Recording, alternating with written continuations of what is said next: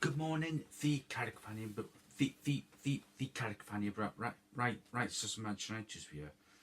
Right, so according to James Ducker, he said that Harry Maguire and Matthijs De Ligt aren't expected to be back for the Aston Villa game on Sunday. Great, so it's as you were then. Disappointing news, but it is what it is, and yeah, it's a shame. I feel we've missed De Ligt's leadership over the last couple of games, especially Monday night's game. I think had he been on the pitch, I think he'd have what's the word I'm looking for? Is it marshal the defence? Yeah, like organise the defence. Like if when we went 4-3 up, I think he'd told the team like to shut up shop and be done with it. So there's that. So yeah, Maguire is a big miss as well, because especially if we need to go in the last 5-10 minutes. So yeah, disappointing, especially about the left. I'm disappointed, but it is what it is. So yeah, Daily Mail said that close to 2 years later, and off the field, the fingerprints of Ineos and Sir Jim Ratcliffe are all over United. Carrington, the club's training base, is a case in point. When Ratcliffe visited for the first walk around, the impression was far from positive. A source described the training ground as resembling a depressing cottage hospital that would put off potential transfer targets, and Ratcliffe spent around £50 million on then director Sir Dave Brailsford's recommendations. It was the first direct investment in the club on such a scale in decades. That's a joke, that is. An absolute bloody joke. But I'm glad we've got the new Carrington. It does look better from the videos that I've seen. And I did watch a bit of Rio Ferdinand's podcast on Inside Carrington last night. It does look impressive, to be fair. Also, Daily Mail said Sir Jim Ratcliffe's group have definitely made missteps since taking over from the Glazers. Two big errors stand out, and Jim Ratcliffe and Sir Jim might even admit them. First, they extended Erik ten Hag's contract in the summer of 2024 and gave him £200 million for players. Some say the second mistake, the brief hiring of Dan Ashworth, is to blame for the first. Efforts to replace Ten Hag with Thomas Tuchel didn't work out. Sources close to Tuchel, now managing the England national team, say the hiring attempt was poorly handled. There were four interviews with what Tuchel felt were pointless questions, and ultimately the party waits without an offer being made. I'm just hoping that the club have learnt their lesson and don't rush into things if we do decide to sack Ruben Amorim. We're not, by the way. I'm being hypothetical here, but yeah, I do agree. Ineos have made mistakes, but they've done a lot of good things as well. But it's a balancing act, really. Also, Daily Miller said that a source on Ineos trying to find a new manager to replace Erik ten Hag. They were running around like headless chickens trying to find a new manager. It was a big mistake. They should have gone for Amorim then, but Dan Ashworth was against that one. What a shock, because he wanted Sir Gareth Southgate.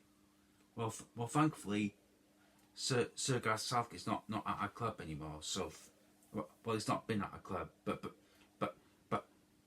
you know what I mean. I'm glad we don't have Sir Gareth Southgate as our manager. God. Also, James Ducker from the Telegraph said Ruben Amorim does not consider Kobbie Mainoo a natural number 6 and has been reluctant to play him in the midfield too. The manager believes Mainoo is better suited to play in the midfield 3, which I do agree, to be fair. I felt Kobbie Mainoo was brilliant. What was it, Monday night against Bournemouth? Hopefully he'll play on Sunday, but something tells me he won't.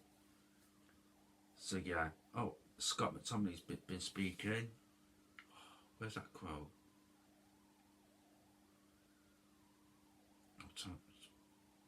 This is the one. So CBS Sports Galazzo asked Scott McTominay on players who perform away from United. To be fair, I really like this response. He said, and I quote, "It's too easy to say, oh, they left Manchester United and now they're performing. In my last year, I played well. I scored 10 goals and we won the trophy." With Marcus, open brackets, Rashford, close brackets, there are different issues that could have come up, but Marcus is a top level player and he's always been one. He's one of the club's legends. I disagree with that, but moving on. He's got so many goals for Manchester United and accomplished so many great things.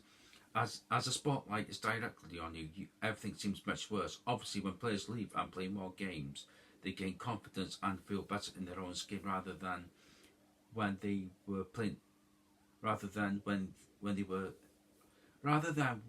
they're playing fewer minutes at Man United. But when you're at Man United, you have to earn those minutes, like Bruno Fernandes, who's been incredible.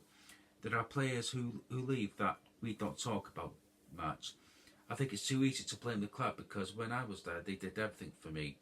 They helped me with nutrition, in training, tactically. Everything is set up for you to succeed.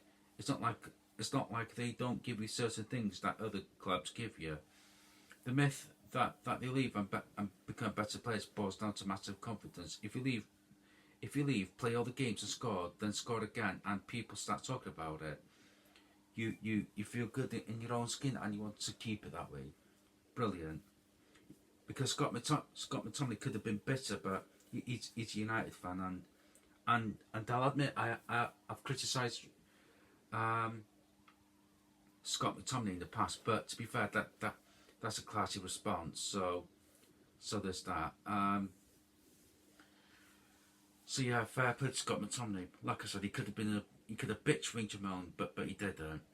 Oh, I see Enzo Bayek got an assist for Lausanne's spot in the 1-0 win over Fiorentina in the Europa League conference last night. Fair enough. James Ducker from the Telegraph once again said Ruben Amorim is expected to utilise it back and forth the coming weeks. Hallelujah! It's a Christmas miracle. I don't want to see 3 at the back for a while, but it is what it is. Bruno Fernandes on Paul Pogba. He was speaking with Rio Ferdinand on his podcast. He has everything. He could do everything as a midfielder. He's the most complete midfielder that I've seen for a long time. Jesus wept. It's 10 years ago next summer when we signed Paul Pogba for the World Record fee back then. Good God. I was 25. Jesus. Oh, it is what it is. Just trying to see if there's any more United news. So, I've seen a tweet from Andy Mitten, and he's tweeted a picture of Mundo Deportivo, and he said, front page of Mundo Deportivo on Barca wants to sign Marcus Rashford, saying that they're impressed with him so far. The competition he brings, scoring or assisting in 13 out of 23 games, performances in 2026 will be key. Fair enough. Just sign him, please, for the love of God.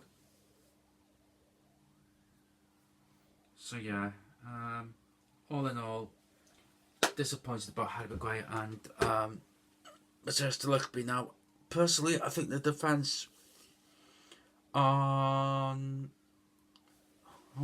Sunday. Well, Delow's playing, guaranteed.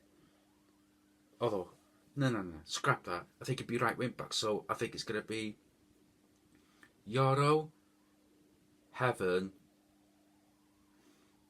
Luke Shaw potentially, then Delow right wing back, then Dorgu left wing back. I don't know. Right. So this is going to be my last video for a couple of hours. I'm going to be busy today, so yeah. Right, so you can tweet me out my nap and subscribe to my channel with the character fan. Comment below, like the video. Take your time, watching. Goodbye from me. Adios. Goodbye.